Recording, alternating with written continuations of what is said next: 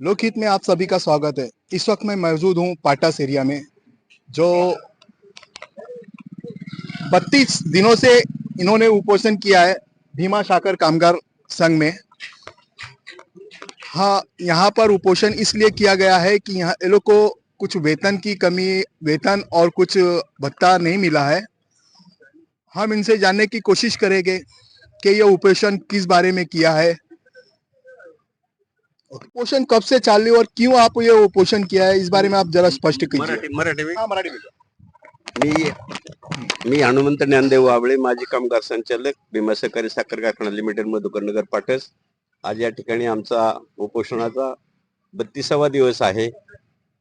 आमच्या कामगारांची एकूण देणी 50 ते 55 कोटी रुपयाच्या दरम्यान आहेत. अशा प्रसंगामध्ये जात असताना कारखान्याच्या व्यवस्थापनानं, विशेष करून तालुक्याचे आमदार राहुल कुल हे या कारखान्याचे विद्यमान चेअरमन आहेत. राहुल कुलांनी पुणे जिल्हा मध्यवर्ती सहकारी बँकेचे 152 कोटी रुपये कर्ज या ठिकाणी एकरकमी भरलेलं आहे. तसेच कारखाना 5,000 टनी असताना सदर कारखाना खाजगी उद्योग समूहाला दिलेला आहे. हा कारखाना त्यावेळी 5,000 टनी होता. आज त्या व्यवस्थापनानं तो कारखाना 10,000 टनी केलेला आहे. कामगार क्षेत्रामध्ये काम करत असताना कामगारांची देय रक्कम बँकेच्या अगोदर देणं गरजेचं होतं, परंतु सदर व्यवस्थापनामध्ये राहुल कुल यांना अत्यंत अहंभाव आणि मस्ती आल्यामुळं त्यांनी सेवानिवृत्त कामगारांच्या ग्रॅज्युएटची रक्कम असू द्या, फायनल पगाराची रक्कम असू द्या, या सर्व रकमा कारखान्याला संपूर्ण देशामध्ये लेऑफ कायम कामगाराला देता येत नाही, परंतु राहुल कुलांनी तो शासन त्यांच्याबरोबर असल्या कारणानं त्यांनी या ठिकाणी कायम कामगाराला देखील 45 महिने घरी बसवलेलं आहे. आणि या सर्व गोष्टींचा विचार करता आज आमचे 91 कामगार या ठिकाणी मृत्युमुखी पडलेले आहेत. त्यांच्या विधवा पत्नी अत्यंत कठीण असं जीवन जगत आहेत. या सर्व प्रसंगातून जात असताना आता तालुक्यात परिस्थिती पाहिली तर ते फॉर्म भरायला गेल्यानंतर देखील 1,500 ते 2,000 गाड्यांचा ताफा घेऊन या ठिकाणी जातात. परंतु माझ्या कामगार बांधवांना या ठिकाणी आम्ही संपूर्ण कामगारांनी काल भाजीभाकरी खाऊन काळी दिवाळी या ठिकाणी केलेली आहे. आणि हे सर्व करत असताना आमच्या विधवा भगिनींच्या प्रतिक्रिया ऐकून आम्हाला देखील काल संपूर्ण दिवस अत्यंत कठीण आणि अवघड गेलेला आहे. म्हणून आमच्या सर्व कामगार बंधूंच्या वतीनं आणि आमच्या भीमा साखर कामगार संघाच्या वतीनं चेअरमननी या ठिकाणी बसून हा प्रश्न तातडीने सोडवला पाहिजे, अन्यथा पुढील होणाऱ्या सर्व परिणामाला राहुल कुल आणि निराणी उद्योग समूह ही जबाबदार राहतील, अशा प्रकारची भावना या निमित्तानं मी व्यक्त करतो. सर, ये उपोषण से आपको अगर कुछ नहीं मिला तो इसके आगे आप क्या कदम उठाने वाले हो सरकार विरुद्ध? आम्ही या ठिकाणी आमचा भीमा साखर कामगार संघ हा BR ऍक्ट खाली दौंड तालुक्यामध्ये कार्यरत आहे आणि भीमा साखर कामगार संघाला जे अधिकार आहेत, तर आम्ही हा सण 24-25चा हा गळीत हंगाम आम्ही या ठिकाणी भीमा साखर कामगार संघाच्या वतीनं आणि आम्ही सेवानिवृत्त कामगार मिळून हा कारखाना आम्ही चालू करू देणार नाही. एकनाथ शिंदे ने इस बार सभी को बोनस दिया, लेकिन आपके ऊपर ध्यान नहीं दिया। इस बारे में आप क्या कहना चाहोगे? आता महाराष्ट्राचे मुख्यमंत्री एकनाथराव शिंदे, दोन्ही उपमुख्यमंत्री देवेंद्र फडणवीस, अजितदादा पवार या ठिकाणी राज्याचे उपमुख्यमंत्री आहेत आणि पुणे जिल्ह्याचे पालकमंत्री आहेत. त्यांना देखील या ठिकाणी या गोष्टीची लाज वाटली पाहिजे, कारण आमचे ह्या जी दुर्दैवी घटना आली आहे याला विशेष करून देवेंद्र फडणवीस आणि अजित पवार हे दोन जास्त जबाबदार आहेत. कारण लाडक्या बहिणीच्या नावाखाली कोट्यावधी रुपयाचं वाटप ते करत आहेत आणि आमचं हक्काचं दाम, ग्रॅज्युटी असू द्या, रजेचा पगार असू द्या, आमचे थकीत वेतन असू द्या, या रकमा द्यायला त्यांच्याकडे पैसे नाहीत आणि शासन पूर्णपणे या गोष्टीमध्ये राजकारण करून आम्हा गरीब कामगार वर्गाला या ठिकाणी त्रास देत आहे. इस उपोषण के दौरान कितने लोगों की जान गई अब तक?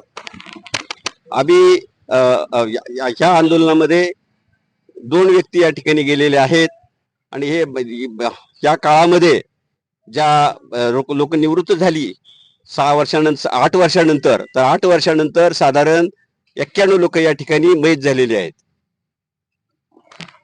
लोकहित के माध्यम से आप सरकार को किस तरह का संदेश देना चाहोगे?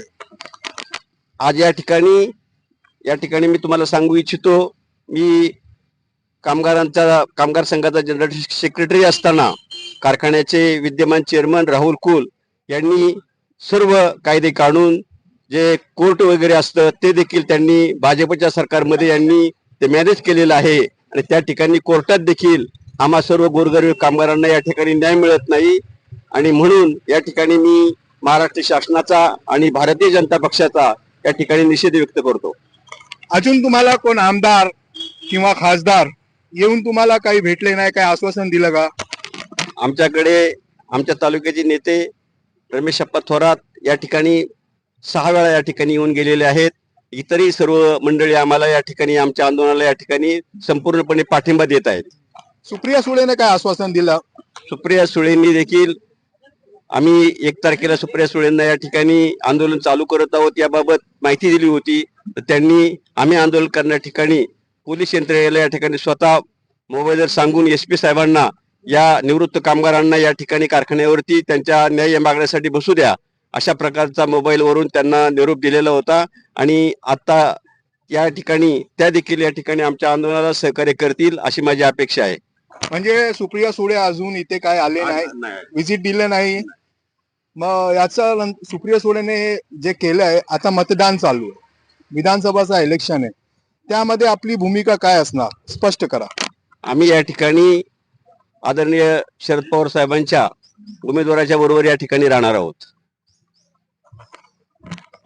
म्हणजे एकनाथ शिंदेने लाडकी बहिणीचे पैसे दिले, पण या मीर मजदूर या साखर कारखान्याचे जे उपवासी बसले आहे, आज यांच्या घरी दिवाळी साजरी केली नाही, याबद्दल आणखीन काय तुम्ही विशेष काय बोलणार? आज या ठिकाणी एकनाथ शिंदेच्या मार्फत महाराष्ट्र शासनाच्या मार्फत लाडकी बहिणीच्या नावाखाली खरापत वाटली जात आहे. मला त्या बाबतीमध्ये आम्हाला त्या बाबतीत विरोध करायचा नाहीये, परंतु आम्ही 35 ते 40 वर्ष या ठिकाणी नोकरी केलेली आहे आणि आमची कष्टाची ग्रॅज्युएटीची रक्कम देखील या ठिकाणी शासनाने जरी दिली तरी काही फरक पडत नसतो. कारण पाठीमागं आदरणीय शरद पवार साहेब ज्यावेळी मुख्यमंत्री होते राज्याचे, त्यावेळी थकीत वेतन आणि कारखाने आजारी पडले तर साहेब सरकारच्या माध्यमातून त्या कारखान्यांना मदत करत होते. ये जो आक्रोश भीमा सेवानिवृत्ति कामगार के तरफ से जो आंदोलन चल रहा है, इतने लोग भूख हड़ताल पे बैठे हैं, इस बारे में आपकी क्या राय है? 2 अक्टूबर से ये ऑक्शन चल रहा है और अभी 32वां दिवस है. इसके बीच में कोई रास्ता अभी तक तो निकल नहीं रहा, लेकिन हमारी एक मांग है कि जो ऑक्शन के बीच में जो यहाँ के विधायक है राहुल कुल, उन्होंने ये विधायक भी है ये दौंड का और ये फैक्ट्री का अध्यक्ष भी है यानी चेयरमैन है, लेकिन वो उसको ज्यादा मगरूरी, वो कभी भी बात नहीं करता, सीधी तरह से बात नहीं करता. ये दसरे के बीच में यहाँ आया था और यहाँ बोला कि आपका इतना देना है, ये हमें पता ही नहीं था. 23 साल से ये फैक्ट्री का चेयरमैन है, 10 साल से के विधायक है, तो फिर ये बोलना कि कितना अच्छी बात है. इसका मतलब ऐसा होता है उसको हमें हमारा 50 या 55 करोड़ रुपए उसको देने का नहीं, वो डुबाने की बात कर रहे हैं. कल का ही आप बोलेंगे तो कल दीपावली थी, दीपावली के बीच में हम लोगों ने यहाँ आके खुद की रोटी और चटनियां खा के हमने ये साजरी करी. इसका मतलब ऐसा होता है कि हमारी दीपावली काले दिन में जो चली गई. ये 32 दिन में हमारे 3 वर्कर सेवानिवृत्त रिटायर वर्कर एक्सपायर हो गए. उसमें 2 आदमी, 1 लेडीज हमारी जो साफ सफाई का काम कर रही थी, वो चली गई. मेरा यही मानना है कि महाराष्ट्र शासन ये उद्योग से कम 6,000 करोड़ रुपए का टैक्स लेती है. तो टैक्स लेके हर साल 6,000 करोड़ का टैक्स लेती है, तो हमारे 50 करोड़ रुपए ये शासन पे दे सकता है. जिसको जिसको मदद की शासन ने, लाड़की बहन योजना हो, सीनियर सिटीजन की हो, देने के लिए हमारे कोई दिक्कत नहीं, उनको देना चाहिए, लेकिन फुकट बांटना नहीं चाहिए. जिसको काम करके पैसा देना चाहिए. हम लोगों ने 40-50 साल काम किया उसके संस्थापक चेयरमैन मधु काका के साथ हम लोगों ने काम किया है। अब उन लोगों में से 500 लोग रिटायर हो गए, सेवानिवृत्त हो गए, उनका पैसा नहीं दे रहे। वो उसमें से 90 लोगों की जान चली गई। अभी 3 लोगों के ये ऑक्शन चालू होने के बाद 3 लोगों की जान चली गई। इसका कब तक रास्ता नहीं निकलेंगे? और महाराष्ट्र शासन अपने जो ये विधानसभा के इलेक्शन चल रहे हैं, इसके बारे में वो मशगूल है। हमारे ऊपर ध्यान देने के लिए किसी को ही रास्ता नहीं।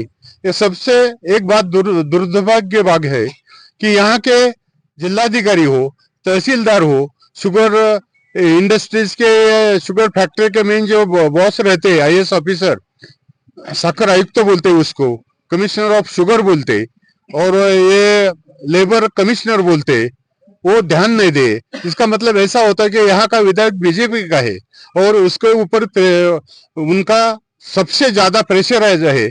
इसके लिए खाली पुलिस छोड़ के कोई आदमी यहाँ गवर्नमेंट ऑफिसर नहीं आ रहा। इसका मतलब ऐसा होता है, मस्ती है।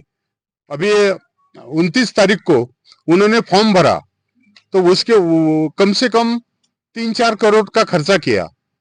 वो खर्चा न करते, वो हमारा पैसा देते तो वो 50% पैसे में हमारा हो जाता था। तो ये अभी 90 लोग एक्सपायर हो गए। अब कितने लोगों की जान लेने वाले हैं? ये सबसे ज्यादा बेकार और दुर्भाग्य की बात है। ऐसा लगता है कि जहां तक कि बीजेपी इसकी जिम्मेदार है। बिल्कुल जिम्मेदार है। जब तक बीजेपी का गवर्नमेंट यहाँ से नहीं जाएगा, या खेत में काम करने का मजदूर हो, किसान हो, लेबर हो, ये सबके लिए जब भी जिम्मेदार बीजेपी के है। ये बीजेपी के ही जिम्मेदारी है। जब तक ये देश से महाराष्ट्र बीजेपी चले नहीं जाएंगे, तब तक सबके ऊपर यही आने वाला है। मतलब आप बीजेपी मुक्त भारत करना देखना चाहते हैं? महाराष्ट्र तो होना ही चाहिए। अभी थोड़े हाथ फर्क से गया, नहीं तो महाराष्ट्र में जैसे बीजेपी जाने ही वाले है, लेकिन देश में ही बीजेपी चले जानी चाहिए। उसका नतीजा एक है, कुछ भी करने का, तोड़ फोड़ के और अपना शासन लाने का, उसको हुक्मशाही लाने की। बीजेपी को डेवलपमेंट करने का नहीं, उसको हुक्मशाही लाने की, और हुक्मशाही नहीं चलनी चाहिए। मैं आपको एक बात बताता हूँ, ये चीनी मिल में पहले स्वतंत्र के पहले प्राइवेट फैक्ट्री थी। उसके बाद यशवंतराव चौहान, धनंजयराव गाडगील, ये लोगों ने उसको हटा दिया और कोऑपरेटिव शुगर आ गई।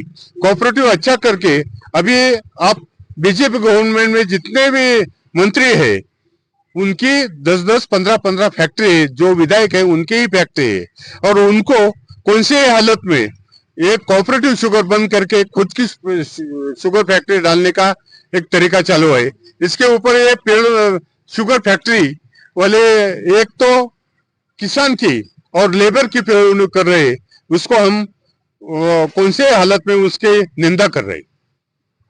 नाम क्या होता है? मेरा नाम शिवाजी विठल का, विधायक का नाम राहुल सुभाष कुल। यानी कि आपका आरोप है राहुल विधायक, बीजेपी आमदार, इनके ऊपर सीधा सीधा आप निशाना साध रहे हो। यानी कि ये भ्रष्ट पार्टी आप ये घोषित कर रहे हो। ये भ्रष्ट पार्टी है। और विधायक यहाँ क्या है, उन्होंने एक एक्सपेंशन किया है ये मिल का। 5,000 का क्रशिंग हमारा 7,000, 7,500 चल रहा था। उन्होंने एक्सपेंशन किया, उसमें एक्सपेंशन में 113 करोड़ का एक्सपेंशन किया, लेकिन ये एक्सपेंशन 2-2.5 करोड़ का किया। और पिछले बार उन्होंने वो एक्सपेंशन के नाम पे 113 करोड़ एक्सपेंशन में खर्चा किया, उसमें से 100 करोड़ रुपए उन्होंने अपने आमदार के वो विधायक बनने के लिए किया। ये भ्रष्टाचार नहीं, वो हुक्म चाहे, वो सद्दाम हुसैन जैसा काम करता है। यहाँ के जो मिल के चेयरमैन वगैरह है, ये लोग ने कभी आपसे बातचीत करने की कोशिश वो की? खुद ही विधायक मिल का चेयरमैन है ना, वो क्या बात करेगा? यानी कि इसका मतलब बीजेपी विधायक की ये सब साजिश नहीं, उसकी ही साजिश है। ऊपर से नीचे तक बीजेपी का एक चल रहा है। ये जब तक ये बीजेपी वाले चले नहीं जाएंगे, तब तक किसान नहीं, लेबर नहीं, कोई ही सुखी नहीं हो सकता, मजदूर नहीं सकता, कोई भी नहीं हो सकता। अगर यह आंदोलन समाप्त नहीं होता और ये लोग कोई फैसला नहीं देते, तो इसके आगे की आपकी क्या रणनीति होगी? ये 20-25 तारीख के बीच में इलेक्शन के बाद एक फैक्ट्री चालू होगी।